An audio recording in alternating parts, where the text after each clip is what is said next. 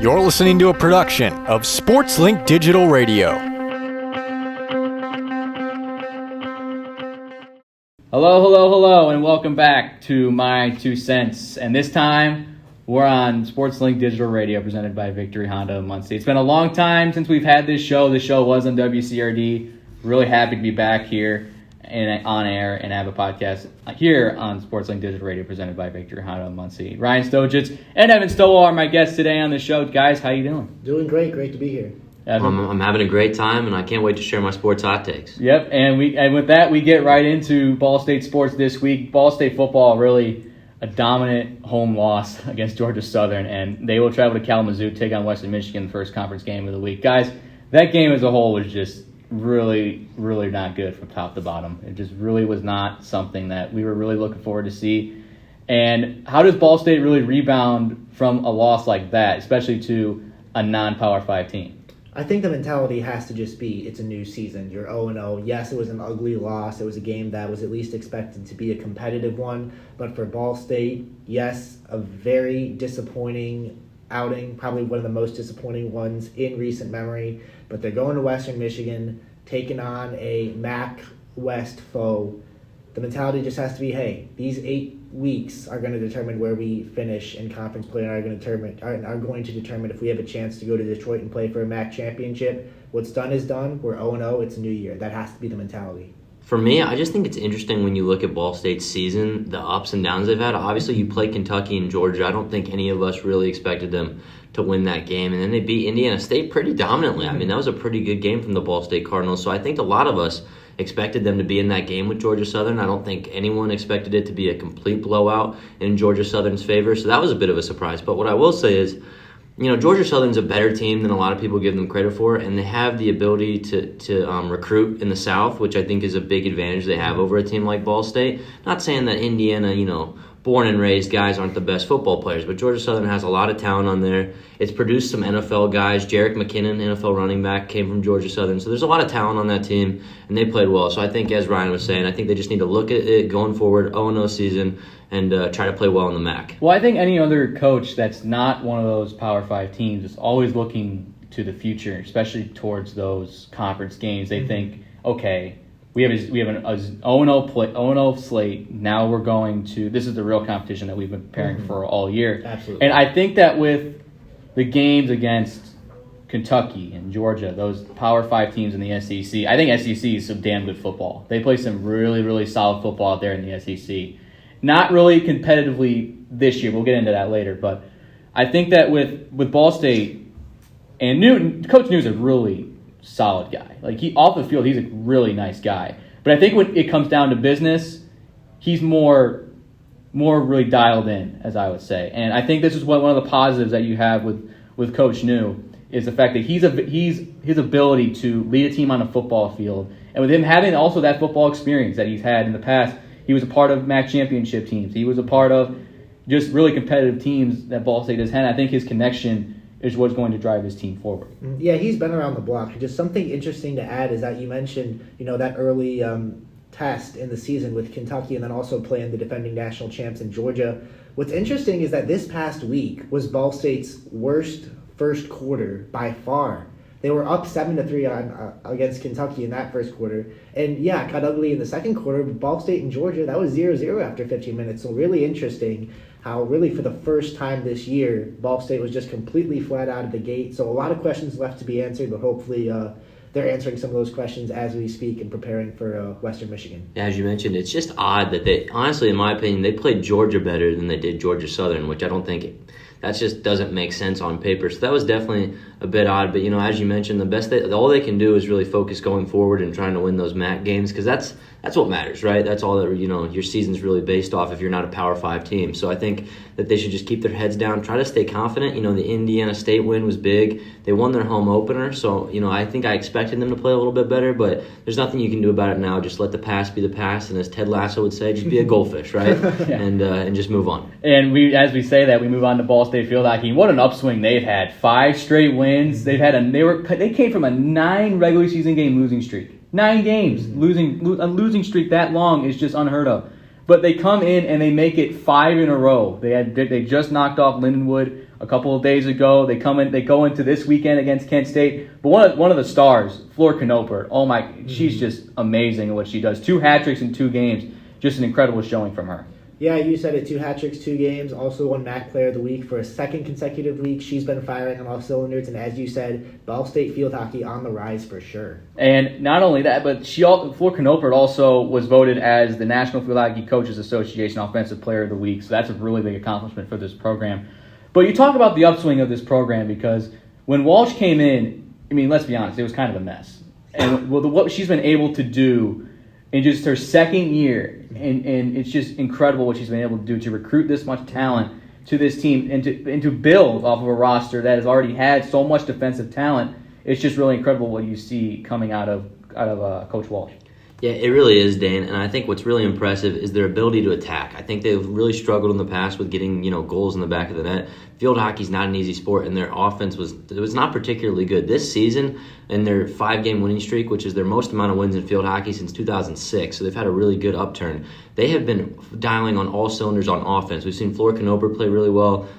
We've seen some other players like Paloma, Gomez, Rengifo play really well. Michaela Graney, they had these seniors, and I think that's the reason they've won 5 in a row is against Central Michigan. Central Michigan had 9 freshmen playing in that game. Ball State's starting lineup, other than Flor Knoper, is made up of a lot of juniors, seniors, a couple grad students. They have the upperclassmen, so their time to win is now. So I think they're taking advantage of that, and I think that's the reason we're seeing them on this 5-game win streak. Yeah, and they come in a big game against Kent State, and Kent State's one of those teams where I talked with Walsh about this earlier after the win against Lindenwood, is that she said that she views every game as a record 0-0. She doesn't look at records. So I think that's a good mindset. And I think that's the kind of mindset that we talked about earlier with Coach News, that they have the similar mindset. But with Walsh, it's a little bit different. You saw at the end of the game against Lindenwood, she was really excited. She was amped up. And I think that she's going to bring that energy over to Kent State. And it's going to be really interesting to see. Now let's move over to Ball State's women's volleyball. They made a statement in the MAC as they swept Central Michigan for their 3rd straight win, and they remain unbeaten. The MAC Cardinals will travel to Eastern Michigan for a weekend series on Friday and Saturday. A very interesting matchup versus a very statement matchup as they started the season 3-8, which is not the ideal start if you're looking at the expectation side of things, but what a statement made by the Cardinals. For sure, and a much-needed statement to make because, as you said, 3-8 start. Not how they wanted to come out of the gate, but getting those 2 wins, 2 sweeps against Central Michigan, that's big. And also, we got to talk about it. Program win number 1,000 was reached with that 2nd win against Central Michigan. So an exciting time for Ball State women's volleyball, and hopefully the positive trajectory continues as they progress into conference play. Yeah, as you mentioned, that 1,000th win was big, and it was just nice for them to, Ball State's women's volleyball team is one of those teams here at Ball State that you expect to be pretty good each and every season. I'm not saying you expect them to go out there and win a national championship, but you expect them to play well. So I don't think their start to the season is what anyone wanted for Ball State volleyball or what anyone expected. So it was nice to see them get a couple of wins, and they'll be heading to Eastern Michigan in a weekend. Yeah, it's going to be very, very fun, especially with Ball State and MAC play. It's always something very interesting. And one of the players that I thought was really that really came up is Anaya Kennedy. I mean, I thought that there's always something with both women's and men's volleyball. We had Tanashi last year. This year we have Anaya Kennedy, who's really starting to prove her point really on this Ball State team. And then we move into Ball State women's golf. Coach Andre getting his first tournament win, and the Cardinals get their first place tournament win at the Kelly Kavanaugh Classic. A win with a very young roster with 7 Cardinals placing in the top 25. A very impressive victory. I know Andre was very vocal about it in terms of his victory. He was really impressed with his victory with his girls. Yeah, absolutely. A lot of positive vibes with Ball State women's golf right now, and a young team too. So certainly a good program being built there. Yeah, and we move into soccer. Of course, we'll be there tomorrow as they take on Toledo. But the Cardinals are coming off a tie against Eastern Michigan as they come home to take on Toledo in their 3rd conference game of the season. A little bit of rain possibly expected tomorrow. It's going to be maybe a little bit of a sloppy match. What are you really expecting out of this match, guys? Should be a good one. Should be very competitive. I mean, conference play is always very competitive. I mean, the Cardinals, as we mentioned, literally coming off of a tie against Eastern Michigan. So I expect a good game, a hard-fought game, probably pretty low scoring would be my guess. But, with soccer, it's one of those sports where you never know. You never know if one of the offenses just has a good day and can somehow score, 4 or 5 goals. It should be exciting. It should be fun. And it is a Ball State Sports Link production on ESPN+. So tune in. Yeah, absolutely. Tune in. It's going to be really exciting. Just to go back to their record though, 3-5-1.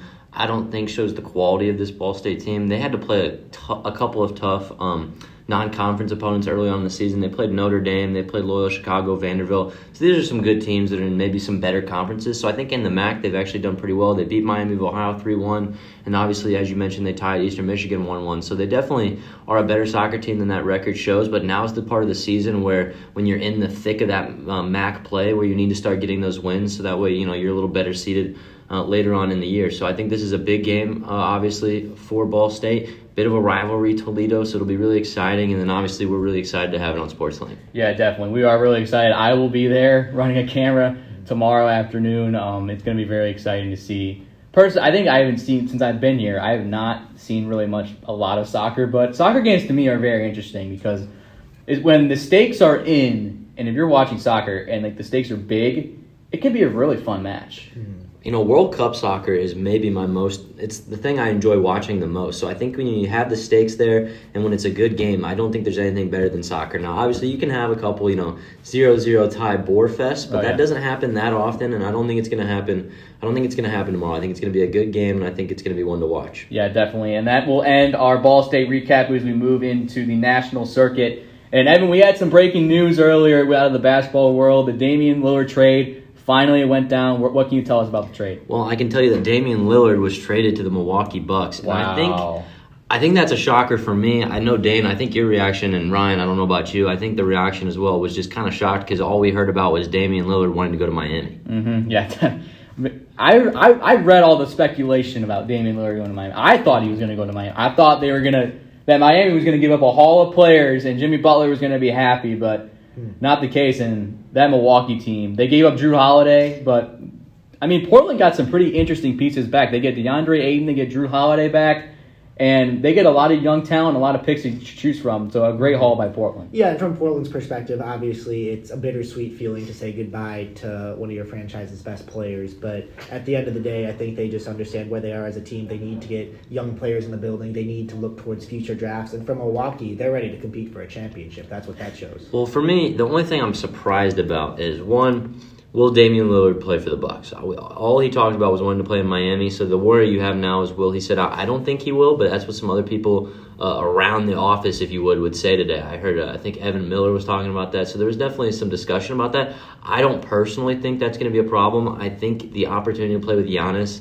might in his mind, that might be worth him playing there more than trying to force a way to Miami, because I think the opportunity now to win a championship, win a ring, which is what Damian Lillard really wants, I think that's there. As far as the Portland aspect of this trade, I think it makes sense getting DeAndre Ayton. Drew Holiday is 34, he's 33, almost 34 years old, so he's not a young player. So that's interesting to me. I wouldn't be surprised to see Holiday not play for the Trailblazers next season, maybe try to get a trade somewhere else, to be honest with you. I don't think if they're rebuilding that it makes sense to have Drew Holiday in that lineup. And then as far as the Suns are concerned, I think it makes sense. DeAndre Ayton's a great player for them, but I think they got a lot of good bench pieces. They got Grayson Allen, Nazir Little, and then they got Yusuf Nurkic. So Yusuf Nurkic is not a bad center, and they obviously need to shake things up a little bit over there in Phoenix. So I think it makes sense for them as well. I know that just minutes after that, you talked about Drew Holiday getting traded, and I think that I saw a report minutes after the news broke that Miami was interested in trading for Drew Holiday. And when the trade broke about, maybe a couple hours ago, and I was expecting a Damian Lillard trade not to go down this early. I thought it was going to be I thought he was going to hold out and then he'll get traded by the deadline. That's exactly what I thought. I saw that too. I thought that looked like the way it was going.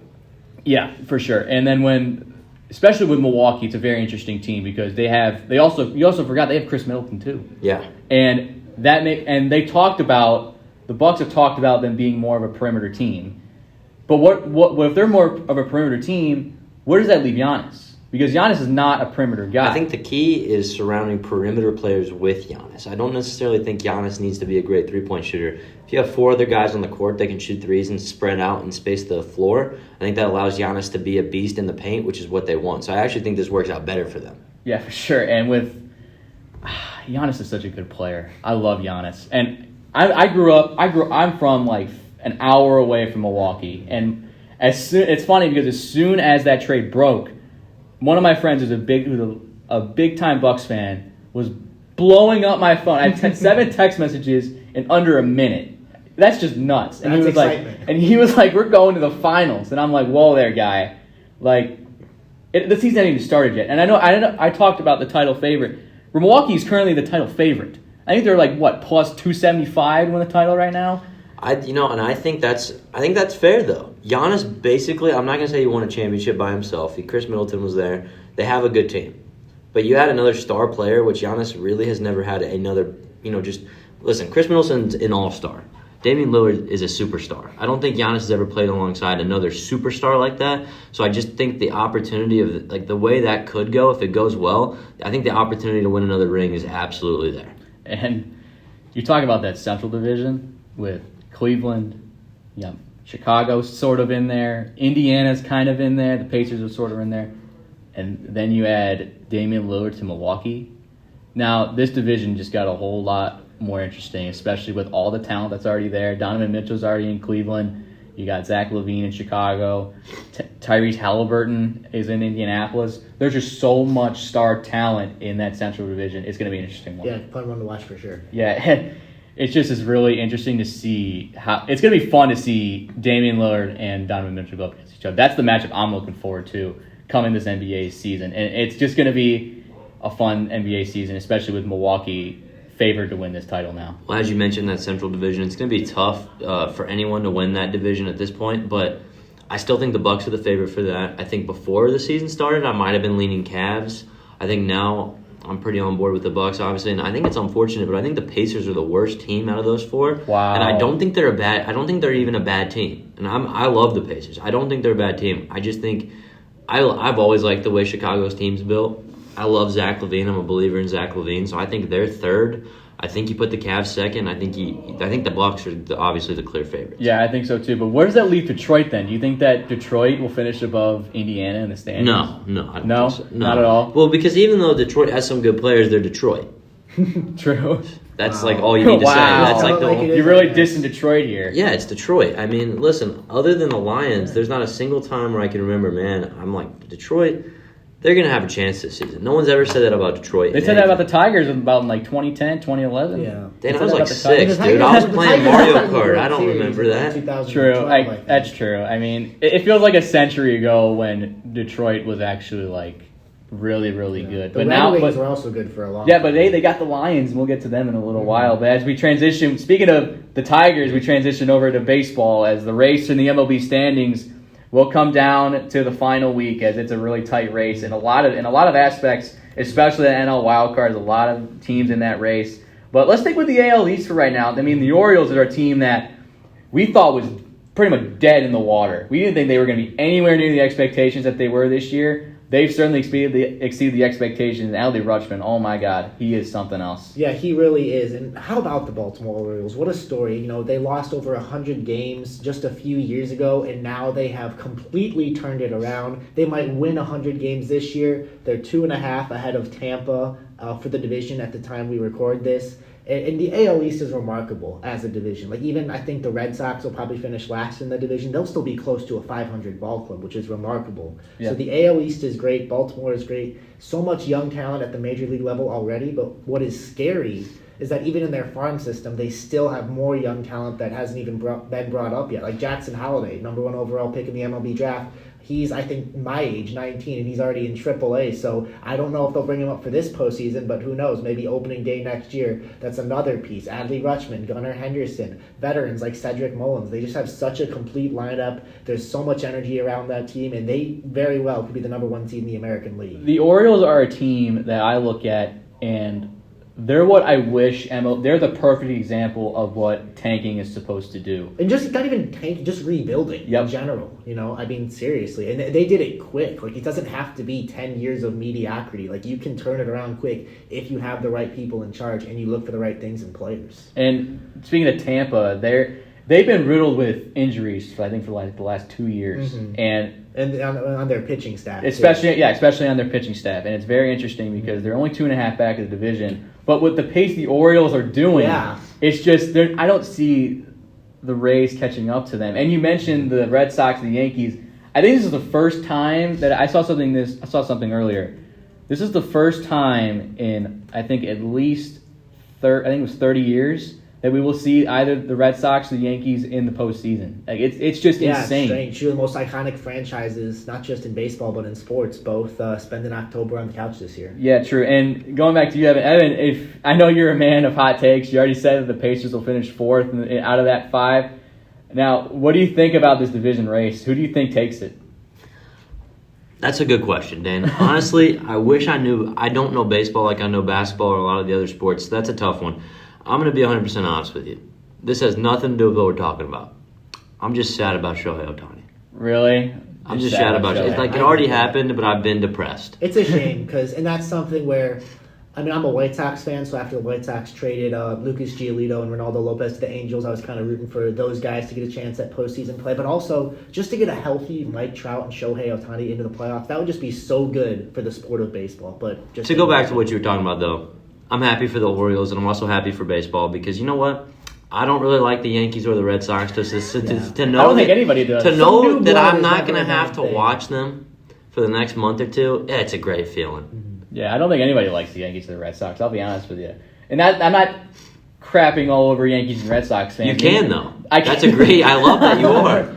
I mean, they're both historic franchises. You can't really mess with that. But as we transition to the AL West, that's a really tight race as well. This is crazy. And the Texas Rangers currently holding a lead. I mean, that's a perfect example of if you spend money, it will go right because they spent money on Corey Seager and Marcus Semien, and it certainly has paid off. I think Corey Seager certainly turned into the player that they wanted him to be. The Mariners not too far back at 2.5. The Seattle Mariners have climbed pretty much all the way back. I mean, they had that win streak in September, and they've climbed all the way back in the division race. Not too far in the wild card as well. They're only a half game back in the wild card. Who do we really think it makes it out of this division? Do you think that Texas stays alive? I think Texas holds on. I think they were running away with the division for a while. Then they kind of slumped. Now they kind of got it back together. But another team that I want to point out, I think the Rangers win the division, but the Houston Astros sitting there 2.5 games back right now, 86 and 72 as we record this. They've really been slumping, and they have lost some series to some bad teams. They lost series to the A's and the Royals and the defending World Series champs, but they're not a lock to get into the postseason with how tight this wild card is. Seattle's right on their tail. Houston and Seattle are actually in the middle of a series right now. Houston won the first game with Justin Verlander on the mound. Seattle won yesterday. We'll see what happens today, but that is a critical series. And then the Astros play the Diamondbacks, who are another team, obviously on the National League side, which we'll get to in a second, that are still trying to lock up a postseason spot. So they've got some big games ahead, and they've just kind of been slumping, losing to bad teams. So it's just really interesting because it feels like with the way the AL playoff picture is, you figure Baltimore and Tampa are in. Yep. Say the Rangers win the AL West, they're in. And then you got Toronto and then as you well. have obviously the Twins in the AL Central, and then it's one of Houston, Seattle, or Toronto is going to miss. I think it's just weird to think about. I think it's very interesting, and I love Seattle. I love the way they've been over the last 2 years. They had Cal Raleigh hit that walk-off home run to send them to the postseason. Yeah, they had it was awesome season last year. For sure. And with you talk about this Mariners team, I just want Houston to be out. I'll be honest with you. I just want 1 year where the entire field of last year's postseason, we can have just a completely revamp. It's going to be a very interesting season. But as we transition now over to the NL, that's a very sneaky, very interesting situation because there are so many teams that are in that wild card spot. They're hunting for a spot in the playoffs. The Phillies already clinched on a walk-off, I think, like yesterday or 2 nights ago. Beat the Pirates. Yeah, they beat the Pirates. But then after that, you got, I think, 1, 2, 3, 4 teams fighting for the last 2 wild card spots. San Diego, they either need to win, they need to basically win out in order to get in. If they lose, they're done. San Diego's on life support, and honestly, by the time you're listening to this show, they could very well be eliminated already. But the Cincinnati Reds, a fun, intriguing young team, a little bit ahead of schedule. They've been very fun to watch. Might just miss out on the postseason, but still clinging to life if they can play some winning baseball. Maybe get some help from teams playing the Cubs and Diamondbacks to knock them out of the spot. Even if the Reds don't get it this year, I still think they're going to be a fun team to watch in years to come, and I think they have a positive trajectory. For me, I look at the Diamondbacks. They won today, so they now have a 1.5 game lead over the Cubs. So the Diamondbacks are sitting in the 5 seed now, Cubs in the 6 seed, but the Marlins are playing a doubleheader today. So bottom line is there's a lot going on, and it's not all going to be resolved today. Some of this is probably not going to be decided till Sunday afternoon, which is what makes it so great. But my projection is that I think the Diamondbacks, they're playing my White Sox, who are just not good and probably just checked out at this point, wanting to go enjoy their offseason. And frankly, I don't blame them. I think the Diamondbacks are going to beat the White Sox again tomorrow, and then I think they take 2 of 3 in their series against Houston. So I think the Diamondbacks will be the 5 seed, and then I think the Miami Marlins are going to jump up to that 6 seed because the Chicago Cubs just yesterday, they were up 6-0 on the Atlanta Braves with Justin Steele, their ace, on the mound, gave up 7 unanswered runs to lose the game, and capping that off with a crucial error in the 8th inning to that was switch brutal. With 2 outs in the 8th, making a 6-5 lead go to a 7-6 loss.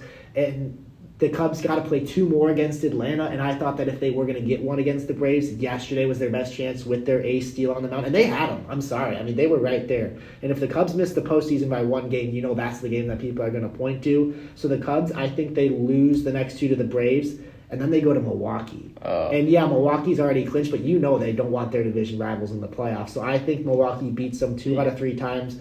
And the Cubs, I respect them for trying to compete and keeping Bellinger and Marcus Stroman, but I just think with the way things are going to crumble in the final weeks, with the way that they've kind of been slumping over the past couple of weeks, I think it's going to be the Diamondbacks and the Marlins as a wild card. Yeah, and I know, Evan, you threw your hands up as soon as Ryan said the Reds, so are you really high on this Reds team? I just love the Reds. I love Ellie De La Cruz. They're like a healthy cholesterol level that's just perfect for baseball. I love watching the Reds. I don't watch a lot of baseball, to be 100% honest with you, but I do watch the Cincinnati Reds.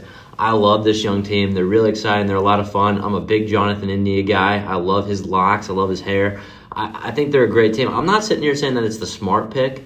You definitely shouldn't bet on the Reds to make the playoffs, but they're going to. I'm predicting it right now. They're going to. I'm manifesting the Reds making the postseason because I just love their team. And even if they don't, it's already been a win of a season for them. The fact that they might, be above 500 by the end of the season, that's not what anyone was predicting going into the year. So that's a lot of fun. And they also have maybe the second most exciting player in baseball on their roster. Yeah, definitely. And I said, you said the Phillies, so you said the Diamondbacks and the Marlins are the last 2 teams in. I think it's going to be the Diamondbacks, and I think it goes to a game 163 between the Cubs and the Reds. I think those teams those are my 2 teams for the final spot, and I don't know who to pick. I think, remember when they changed the playoff format, they changed it where instead of game 163, it's tiebreakers now, because with the expanded postseason, they need more time to get those games in. So I guess in your snenario, it would just come down to the head-to-head record with the Cubs and Reds. And I'm not sure how that went, but I think it would, Evan's going to fact check me on this, but I think it was the Cubs who have the head-to-head. I'm pretty sure it is, but I just don't know who to pick between those 2 teams.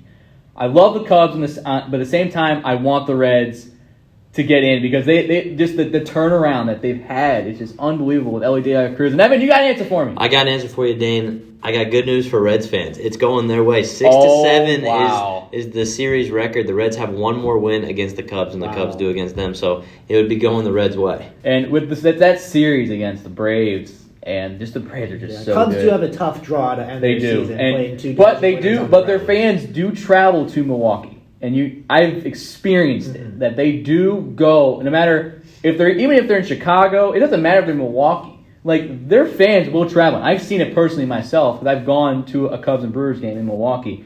Their fans will go, and I was there when Mike Tauchman, I think, hit. They were down like 3-1 in the 9th. And Mike Tauchman hits a single and they win the game. Like they came all the way back, and their fans, the stadium was rocking because of how many fans there were. So the fans will go, but just a high. I can't imagine. I just want the Cubs to get in. And I have 2 sides to the story. I just want the Cubs to get in strictly so I can see the Brewers and Cubs in the playoffs. Yeah, that'd be awesome. Where they could play 3 in Milwaukee to end the year, and then go back to Chicago, and then play another best of 3 in Milwaukee if the Cubs would get the 6th seed. That'd be absolutely insane. A Cubs and Brewers playoff. And I have friends who are both Cubs and Brewers fans back home. So it'd just be not just a friendly rivalry, but it'd just be awesome to see just Cubs fans going down. Now Brewers fans gotta go back. And it's just awesome. It's just gonna be a good thing to see. But then we move over to college football, and what a week it's been. We saw it was capped off by Ohio State and just their amazing run game, I guess you would say. Now, everyone's saying that Marcus Freeman made a mistake there, which you only had 10 men on the field that time. Yeah, that's bad. But we'll get to that a little later. We'll start with, obviously, a couple of big games, the biggest headlines. How about this Florida State team? They go to Clemson in Death Valley and beat them in overtime, and the Seminoles snack a 7-game losing streak against Clemson. But I think the biggest storyline that we have here is Dabo Swinney's time in Clemson, is the sun really setting on his era? I don't know about his era there. I just think that maybe Clemson football isn't quite the runaway ACC favorite that they've always been. I think you're seeing other teams in the conference start to step up. Florida State obviously is a CFP contender. Teams like UNC, even Duke, as we saw in week 1, traditional quote-unquote basketball schools really stepping it up and becoming, top programs in football that are ranked in the top 20. So I don't think it's so much, obviously Clemson's struggling, but I just think that the ACC is becoming a more competitive conference. Yeah, I got to agree with Ryan here. I really don't think it's as much as Dabo Swinney and Clemson aren't a good football team anymore. I think that really is just a tough conference. I think you give him a couple recruiting classes, and if he's still not winning, then maybe you start thinking about that. But right now, I think, right now the key is having a really good quarterback. They haven't had that last few seasons. I think eventually either one of their quarterbacks will develop or they'll get a new guy. So I really don't think there's much to worry about. Sometimes this just happens. It's the ebbs and flow of college football. Yeah, and Clemson was one of those teams that used to run not only their conference but the college football as a whole. And it's going to transition to the team that they ran it with was Alabama, number 13 Alabama being number 15 Ole Miss Tuscaloosa, 24-10, and Alabama as a whole has been struggling. And it's not because of the coach. It's because of their quarterback play. And I think this is what everybody has seen, and everybody I think noticed is that the SEC is just not that good this year. It's been struggling a little bit this year than what they usually do. Mm-hmm. But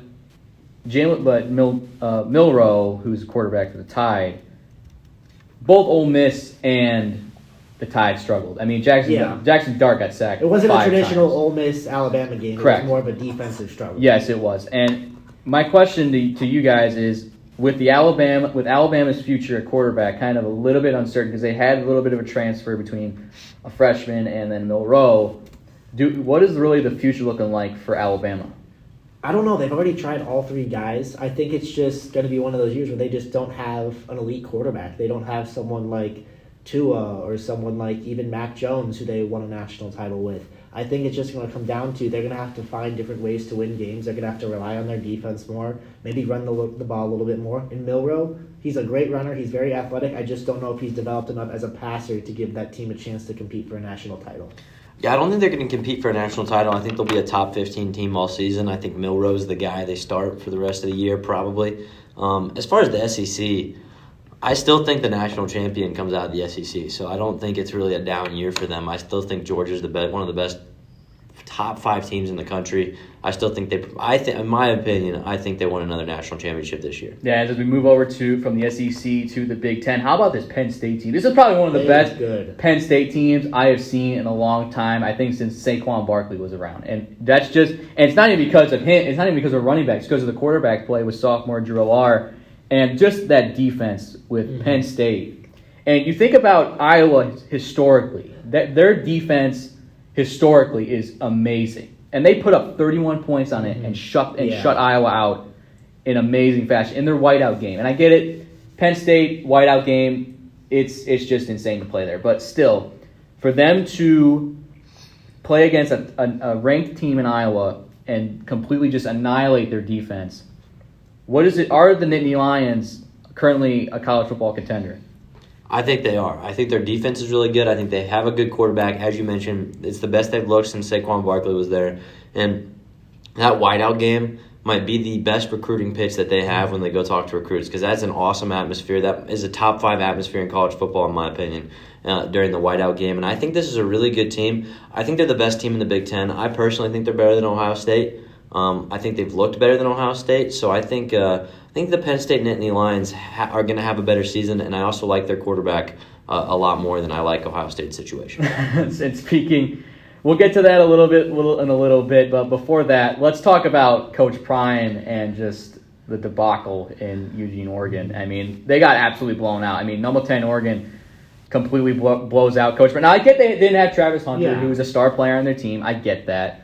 But to go in the way to lose, that they did, 42 to 6. I mean, 42 to 6. That's just not great. And I mean, there was that famous quote by the Oregon's head coach that said, "They come here for clicks, we come here for wins." That was just insane. But if you look at Coach Prime, he goes into this week against USC. But should we still believe the hype behind Coach Prime after a loss like that? We absolutely should, because Colorado was a one-win team last year, and then what do they do week one? They beat a team that was in the national championship. They start 3-0. Yeah, this week was tough. It was a setback, but I still think Deion Sanders is building something special there in Boulder. I think anybody who thought Colorado had a chance against Oregon was reading those numbers and they're seeing that Colorado was ranked 19th. I don't think Colorado is the 19th best team in the country. I think Colorado had a lot of hype behind them because they're a lot better than they were last season, as Ryan mentioned. And I think Coach Prime's a really good coach. And I think Shedeur Sanders is a great quarterback. But I don't think the rest of Colorado is ready to be a top 15, top 20 team. And that's okay because all Colorado has to do is just be a solid team this season. So it's unfortunate that they lost to Oregon by that much. But Oregon is a better football team all around the board than Colorado is. But as far as Coach Prime, he's still a great coach, and Colorado is still playing better football than I think anybody would have expected this time last season. Yeah, and we talked about the Ohio State game both in the beginning of our show, and we're going to talk about them now. I mean, Ryan Day's comments at the end of the game were absolutely something, but they get the win in the last second against Notre Dame and Sam Hartman. And I completely understand. Ohio State did not look as good as they usually do, but they get the win in South Bend. What are you guys' thoughts on that? Absolutely a huge win for Ohio State. Because, it's not a conference game, but you look at future scenarios. A one-loss Ohio State team maybe could get in. A one-loss team that doesn't make the Big Ten championship because they lost to Michigan or Penn State.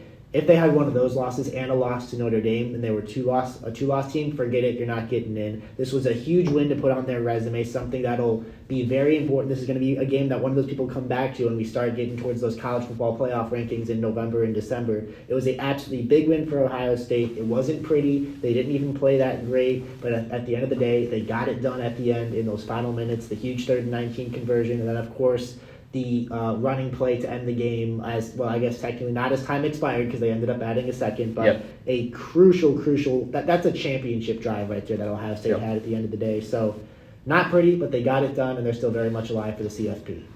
I agree. I don't think Ohio State's going to win a national championship. I don't think their team is that good, but what I do think, here's the hot take, right? I think Notre Dame is the better football team and should have won that game. Oh, I 100% agree. They had it. Yeah, I think they're the better football team. I think they have the better quarterback. I think they have a defense. better running back. I think their defense is better. I think it's unfortunate they lost because I really do think Notre Dame should have won that game, and I also think Notre Dame is the better team. And I'm not even a Notre Dame fan. I actually am the one normally saying, wow, we are way over-ranking Notre Dame. This year, I don't think that. I actually think they have a really good football team, and I think their 24-year-old quarterback is really good, even though he is, on the older side. Yeah. But still, I think Notre Dame is a great team. I think that's a win they needed, though, because you look at their schedules. I'm not saying it's a bad schedule, but it's not like they're playing in the Big Ten or the SEC. Yeah, not playing in a conference, they do have a tougher time getting those quality opponents. Yeah, true. And as we talk about that, and we talk about, of course, Ryan Day's comments at the end of the game were the headline. Yeah. But I would agree. I would say this. I said this at the end of the game. I said this was a battle for the 4 seed. Let's be honest here, because I think that Ohio State is not going to win the Big Ten, but I think this game decides it as who is going to be in the conversation come the CFP rankings time. And I think with Ohio State, with a win over Notre Dame, who is, again, having a really good football team this year, I thought this was going to be the year that Notre Dame pulls it out. I thought Notre Dame was going to win. Me too. Because the defense is awesome. Sam Hartman is a very good veteran leader in that Notre Dame locker room. But it's just a crucial mistake because it came down. They had 10 men on the field. Yeah, for the last two plays of the game. And they were at the 1 yard line.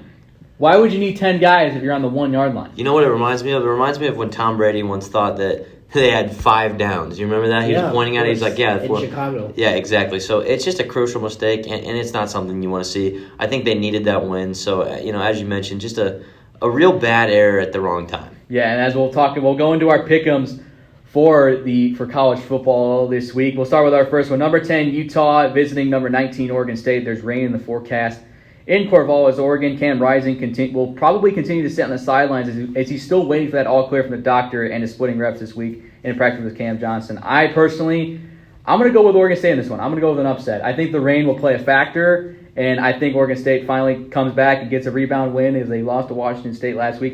This week they get a rebound and get a win against Utah.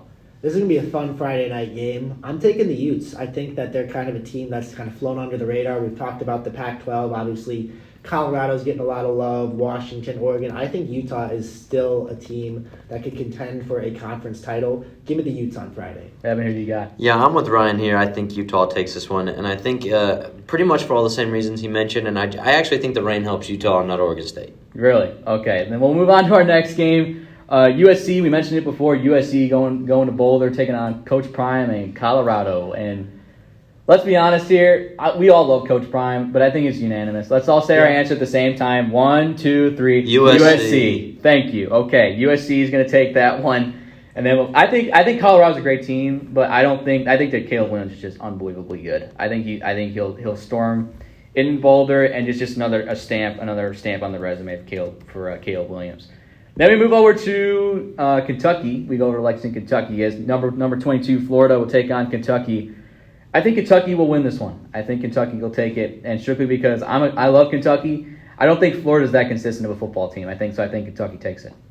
I got the Gators. I think that Florida's just a little bit better offensively. Kentucky, they've gotten off to slow starts in some of their games, and they really haven't played too many challenging opponents. Their SEC opener was Vanderbilt, while Florida, they've already played Utah, they've already played Tennessee. I think Florida's a bit more ready for this one. Give me the Gators. I'm with Ryan here once again. I think Florida is a better team. And you mentioned consistency. I think they had one slip-up against Utah, and other than that, they've looked like a really good football team. Yeah, and then Texas at number 3. Kansas at number 3. Texas. I'm sorry, but Kansas goes in. I guess their toughest test against number 3 Texas. Texas looked really, really good this season, and I think people used to say Texas were back. Do they prove they're back with this win? I think they do. I think Kansas is a fun team to watch, but Texas is a CFP contender this year. Yeah, I don't think this is a real statement game at all. I think this is pretty much Texas should win this, and if they don't, that's more a reflection on Texas not playing well. I think Texas should win this game easily. Not that I have any dislike for Kansas. I just don't think that these two football teams are matched up evenly at all. Yeah, true. I got Texas too, but I think it just goes down. I think this game will be closer than what people think. I really do. And I don't. I think it'll be not nearly as close as you think. I think it'll be a blowout. Really? Yes. Yeah, I think this game will be pretty close. I think it won't be as close. I think it'll be at least a margin of 21 or 14 points. It won't be as bad as people say it is. As much as I think Kansas is going into Texas. I think Texas puts up 50 plus. 50 plus. Ooh, okay. That's a good take. You think Ewers puts up 4 tutties in the game? Yeah, give them 3 or 4. Okay, and then I'll move on. SEC action. Number 1 Georgia going against Auburn, and Georgia historically against Auburn has won 6 straight. Does Georgia keep it going with 7?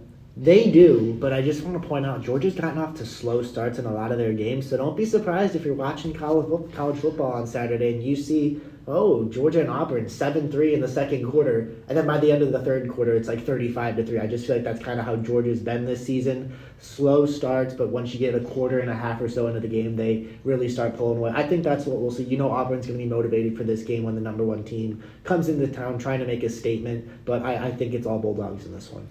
I'm with you guys there. I think Georgia wins this one, but I think the key here is Georgia's playing Auburn, or as I should say, Auburn's playing Georgia and not Alabama. I think Auburn plays Alabama, they win. Auburn plays Georgia. I think Georgia wins. I think Auburn at this point just wants to beat Alabama in football. I think that's the only thing they care about. They beat Alabama, they're happy. But I think Georgia's a great team. Yeah, I got Georgia too. And speaking of the SEC, continuing with the SEC, number 13 LSU goes to Oxford, Mississippi, and they take on Ole Miss. Who do we got?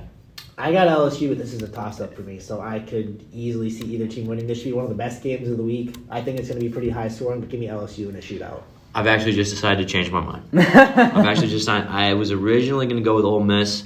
I've changed it to LSU. I think LSU wins this one. I think Ole Miss lost to Alabama, and I don't think Alabama is that good.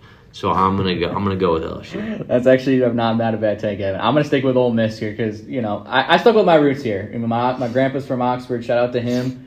And I'm gonna go with Ole Miss on this one. I think Jackson Dart gets it done, and I think it's gonna be a good day for Ole Miss. Then we move over to Notre Dame, a team we were talking about earlier, and they go to Duke. And it's going to be a very interesting because Duke has been on the rise at number 17 right now. Ryan, who do we got? I got Notre Dame. Disappointing loss for them last week, as we've talked about, but this is an opportunity for them to go on the road, play a quality opponent, and bounce back. I think that Duke's been a great story, but I think Notre Dame is a bit more established as a top football program, so give me the Irish in this one. Yeah, I'm with Ryan here. I can't wait for Notre Dame to put Duke back in their place and remind everybody down there in North Carolina that you're a basketball school. Ooh. Oh. I think it's time that we did that. I think it's time we put them back down there. Go play basketball. Wait till November, December. This is Notre Dame time. I got Notre Dame taking the win. That was personal. Yeah, Evan really hating on Duke right now. I don't love Duke. I got Notre Dame in this one. I think they need a rebound win, and I think they get it. They get it big over Duke. But yeah, big win. Yeah, we stay in the ACC still. Louisville at NC State, a very interesting matchup. These two have never really liked each other, as they are both really competing for the ACC. Who do we got, Ryan? Fun matchup, another one of those toss-ups. I'm taking NC State at home. I'm with Ryan. I like NC State, and honestly, solely just because they're at home. I think it was the other way around. They were playing in Louisville. I think I'd take the Cardinals. And I literally flipped a coin for this pick. Oh, there you go. I flipped a coin for this pick, and it was one of those games where I'm like, I'm not sure if someone's going to flip a coin. I got Louisville. I got Louisville, and I know people are going to get mad at me for thinking it's Louisville, not Louisville. I'm like, it's Louisville, so I got it, guys. So we're going to go Louisville on this one. Then we'll go back to the SEC. Alabama at Mississippi State. Milroe, obviously, we've talked about, has been on a little bit of a struggle. Who do we got in that one?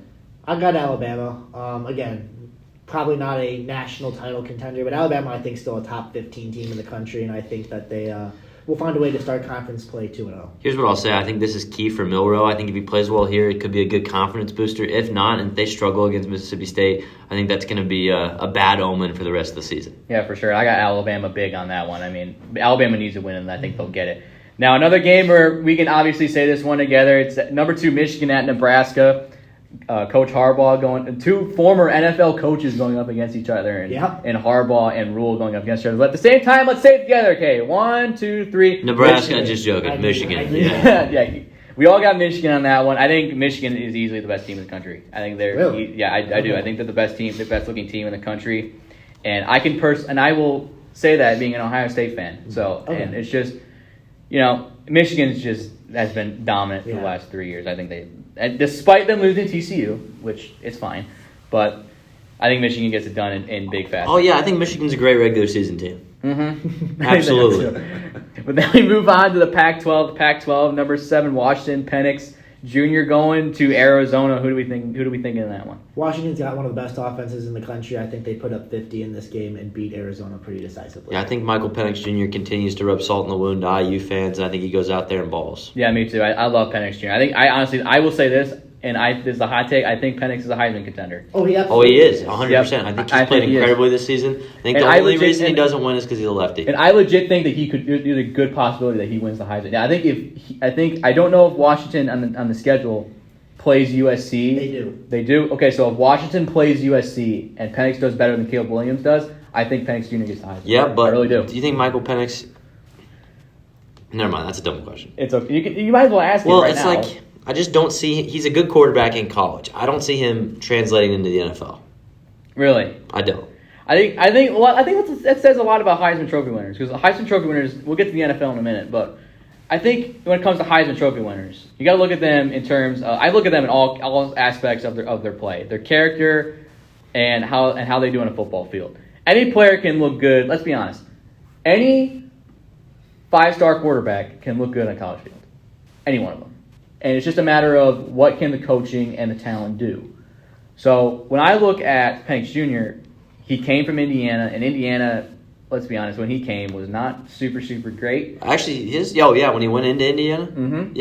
Yeah, but then ever since then, he went to Washington, and Washington becomes probably one of the best teams ever. So if you plug a quarterback into a right system, it works. I'll say this about Michael Penix Jr. You want to talk about his time in Indiana? Only time I've ever seen IU ranked in football. Yeah, they got pretty high. They were good. They played a bowl game against Ole Miss. I think they were ranked 22nd in the country or 20th. They looked like a good team with Michael Penix Jr., and they didn't even have a good offensive line. So I think Michael Penix Jr. even showed at Indiana. He's a good quarterback. The problem has always been injuries for him. So, I think we're all knocking on wood that he stays healthy because he's been really good this season. Yeah, true. And that'll take us over to the NFL. Some big results of the NFL coming out of the National Football League, the Chiefs being one of them. How can you not ignore Travis Kelce and Taylor Swift up there? And they got the big win. Chiefs shine in a massive win over the Bears, 41-21. But I'm not really going to focus on the Taylor Swift stuff because I'm not going to focus on Dane. it. Thank you. And I'm more going to focus on the Bears like as a whole, because there's been so much news about them over the last few weeks. They had their stuff stolen. They had over $100,000 worth of stuff stolen. Are they really one of the messiest organizations in football right now? Yes, and that comes from a Texans fan, so I think that they are maybe taking that title from us now. But with, obviously, they had some, I think it was equipment stolen. They had some, the issue with their defensive coordinator getting in some trouble and he resigned, and then also just the struggles on the field. Chiefs-Bears went about how I expected it to go, and certainly for the fans in Chicago, it could be a long year. But you have Carolina's first-round pick as well as yours, so you could have 2 top-5 picks. There's some optimism. I was always told if you have nothing nice to say, don't say anything. So good job by the Chiefs. I mean, you don't want to talk about anything nice to say. Let's talk about this next one. The Dolphins put up 70 points on Russell Wilson in a 70-20 win. And I think it's safe to say that Tua is probably the MVP candidate, the leading MVP candidate so far. But what do you really make? This Sean Payton team just has not looked themselves. I mean, Sean Payton was supposed to come in and be the guy for Russell Wilson. And Russell Wilson has been better. I'll give him that. But this team as a whole still looks like the same team we saw last year. Yeah, and even if it's not, the coaching, they have obviously a Super Bowl winning head coach in there who they traded for, let's not forget. I think that what it is just maybe the talent's not there. And it's something interesting. They do play in a good division, obviously, with Kansas City and the Chargers. But I'm honestly pretty surprised by Denver. I thought they would go 9-8, and they are looking like they might win 5 games. I honestly think that Russell Wilson looks better this year. I don't think you can point to Russell He Wilson. does. He looks a lot better than he did last year. I mean, your defense gave up 70 points. That's not True. That's not good. That's true. That's a problem. Yeah, true. But then we move over. I mean, you talk about Russell Wilson. Here's what I'll say. So much better. Mike White looked really good against the Broncos defense. That's all I'm going to say about the Broncos. Okay. And then we move over to your You mentioned your Texans fan, Ryan. You'll like this one. C.J. Stroud upsets the Jaguars on the road, 37-17. Is Stroud's performance really a sign of what is to come for Texans fans? Well, I sure hope so. I mean, that was fantastic. I mean, a huge upset win against the AFC South favorite. They didn't just beat the Jags, they beat them bad. Took a 17-0 lead in the locker room. Jags cut it to 17-10, but then the Texans pulled away for the rest of the game. C.J. Stroud was fantastic. Will Anderson, the guy picked right behind him in the draft, a field goal block. I can talk about the Texans for an hour, but I'll spare you guys and our listeners from that. Stroud's great. Feeling pretty good as a Texans fan, but got to take it 1 week at a time. Yeah, I think this is a standard Texans quarterback procedure. I saw you shaking your head over Yeah, there. because I think good for the Texans fans. They feel good about that. They got excited. No, this is not a sign of things to come. You're playing the Jaguars, who I don't think are that good either. They and won a playoff more game last importantly, year. they want to play again. I don't think they're that good. I think Trevor Lawrence is really overrated. Everyone was talking about him as a maybe a dark horse for MVP. He's going to have a great season. I don't think so. I think C.J. Stroud looked good. I think he's an Ohio State quarterback. I think the Ohio State quarterback curse continues, and I think it's more years of depression for Texans fans. But, luckily for them, the Colts will probably be the same way. So. Yeah, and obviously one of the headlines that was a surprise was the Cardinals upsetting the Cowboys 28-18. And are the Cowboys, and I think one of the biggest headlines was Trayvon Diggs obviously getting tearing his ACL, and really are the Cowboys in trouble without Diggs? They're definitely gonna feel the impact of his injury. Him not being out there for their defense is huge. They've got other playmakers on there. Obviously, Micah Parsons is the best player on that defense and one of, if not the best defensive player in the league. This is just one of those where it's just classic football being football. You really can't rationalize it. Dallas, one of the most dominant teams in the whole league through the first 2 weeks, playing the team that's projected to pick number 1 overall in the draft, and the Cardinals beat them pretty decisively. So I really don't know. It could just be one of those fluke games, but definitely got to keep an eye on the post-Trayvon Diggs injury Dallas Cowboys moving forward. I completely agree. I think it's unfortunate what happened to Trayvon Diggs. I'm not a Cowboys fan, but I think he's a great player. Yeah, and I think it's unfortunate that injury happened. I think it's just a fluke. I think Cowboys are fine. Yeah, and then we move into our NFL pick'ems, and then obviously the game tomorrow night.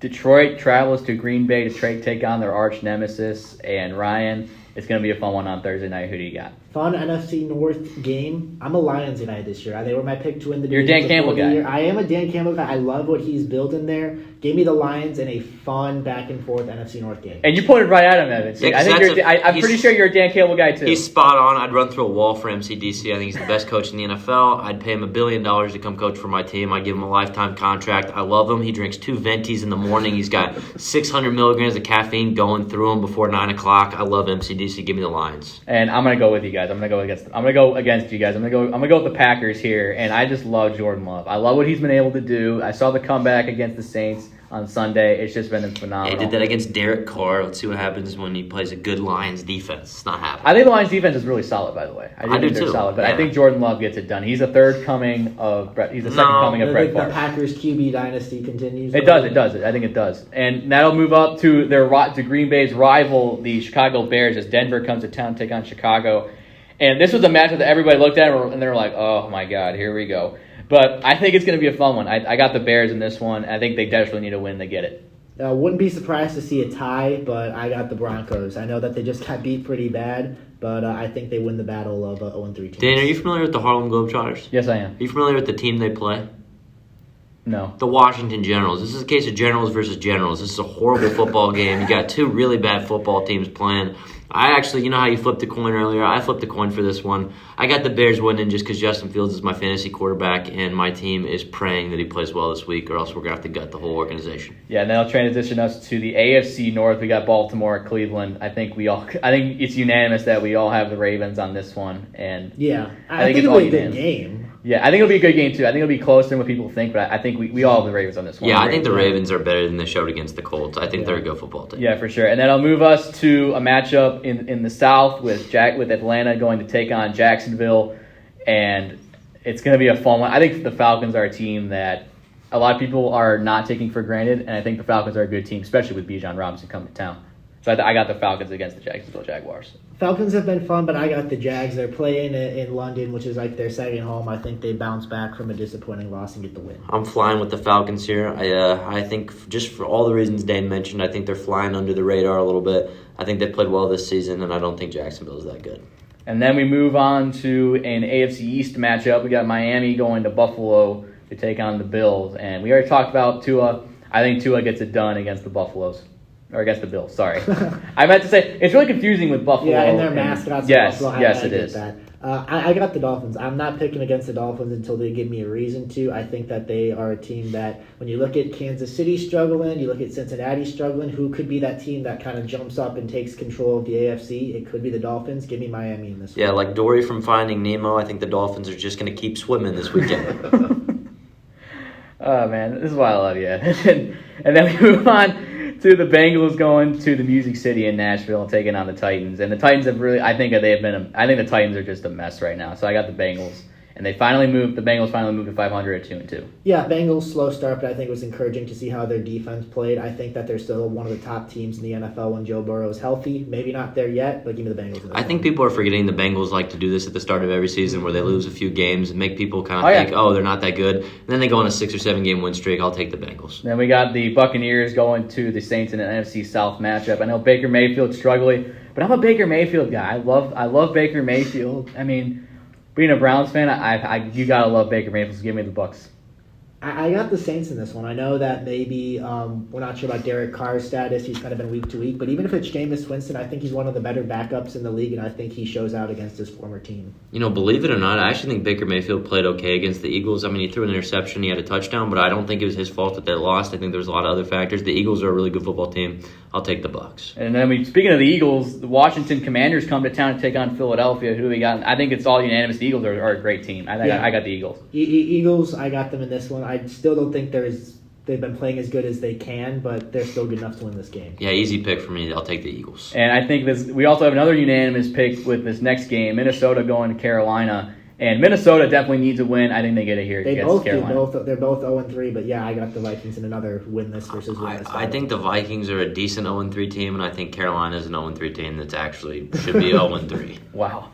And then we move to Pittsburgh at Houston. Ryan, I'm guessing you're picking the Texans because you're a Texans fan, obviously. No, I'm picking the Texans because I think the Texans will win the game. I picked with my head, not my heart. I think that this will be a good one. I think that the Texans defense, led by D'Amico Ryans, will make some big plays. They might be getting Jalen Petrie back as well. I think it'll be a fairly low-scoring defensive battle. I think the Texans squeak out with a victory. Yeah, I don't want to sound like a stooge here again, but I'm actually taking the Texans, not because I think the Texans are good, but because I think Kenny Pickett right now is a top 3, actually I should say bottom 3 starting quarterback in the league. I think the Texans win just solely because the Steelers aren't good. Yeah, I don't think the Steelers' offense is good, but I think their defense gets it done against C.J. Stroud. That's fair. I think their defense is phenomenal. I think that T.J. Watt continues to be T.J. Watt.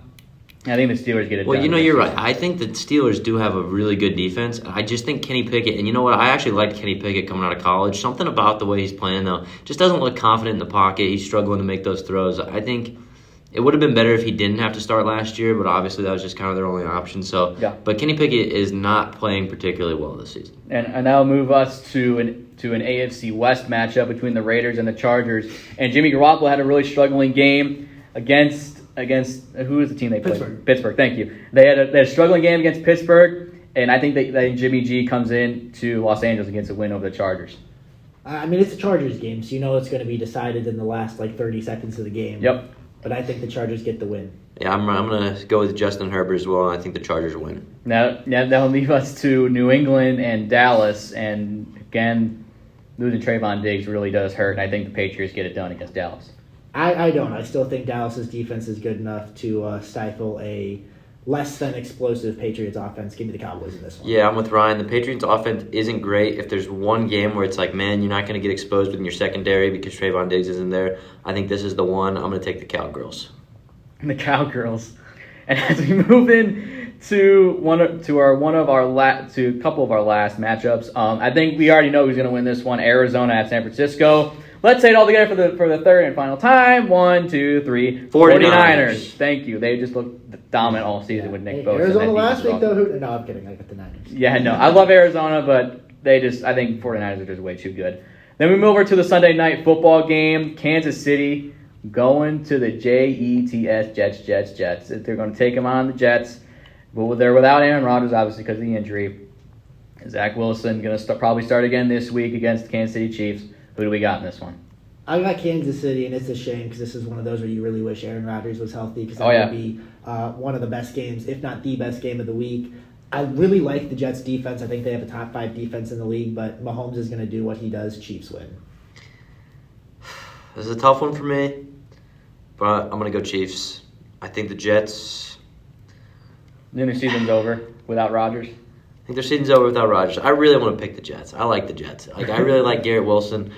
Believe it or not, I actually like Zach Wilson. I don't think he's that great of a quarterback. I just think he should have been good. I think he's got a lot of arm talent, but you can't not pick the Chiefs here. True, and that'll move us to our last matchup, Monday Night Football. Seattle going to take on the New York Giants on Monday Night Football. Ryan, who do we got? Give me the Seahawks. They've looked pretty good ever since a disappointing week 1. Went on the road, beat Detroit, looked good against Carolina, putting up a lot of points offensively. I think that continues against the Giants team that's been struggling. The Giants haven't just been struggling, but I feel for their fans, man. I feel for their fans. It's unfortunate that they paid Daniel Jones as much money as they paid Daniel Jones. Weird contract. Listen, I understand they needed a quarterback. It felt comfortable. He had a decent season last season, but I think that's starting to not look too good. I'm going to go with the Seahawks. And that'll leave us with me taking the Seahawks. I love Geno Smith. What a story. What a story that guy has been. He was actually drafted by a New York team in the Jets. And I believe it was the second or third round. I think it was in one of the higher rounds of the draft. And just for him to come back to New York after having a massive contract extension with the Seahawks, it's going to be a very interesting game. But I think the Seahawks take it.